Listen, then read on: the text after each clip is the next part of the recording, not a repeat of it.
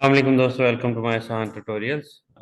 दोस्तों, आसान ट्यूटोरियल्स पे कुरान के हवाले से डिस्कशन जो है मैं काफ़ी दफ़ा करता रहा हूँ। तो आज की वीडियो मेरी है एक दफ़ा फिर से रिमाइंड कराने के लिए कि कुरान पाक तो हम बार बार पढ़ते रहते हैं, लेकिन अगर हम कुरान पाक अरबी के साथ उर्दू ट्रांसलेशन भी साथ में रीड करें, या ख़ास तौर पे जो लिसनिंग कुरान है, उर्दू कुरान को सुने अगर, तो उससे हमारी लाइफ चेंज हो सकती है। उसकी वजह यह कि अल्लाह पाक का क्या फरमान है, क्या पैगाम है, वो सिर्फ़ अरबी सुन लेने से या पढ़ लेने से हमें क्लियर नहीं हो रहा होता, क्योंकि हमारी मदर लैंग्वेज जो है वो उर्दू है।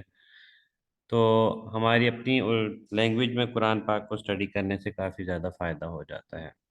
मैं आपको इस रिलेटेड थोड़ा आइडिया देना चाह रहा हूँ कि सपोज़ कि अगर हम यूट्यूब पे जो है सर्च में जाके लिखें कि कुरान इन ओनली उर्दू,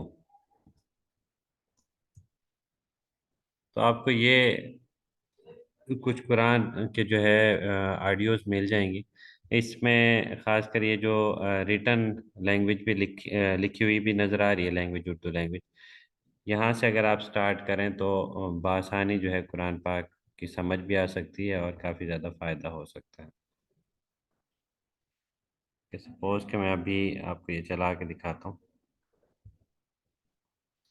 हमारा पहला पारा जैसे 35 मिनट्स मैक्सिमम इसकी उर्दू ट्रांसलेशन है, और दूसरा जो है 37, 35, 34, 34।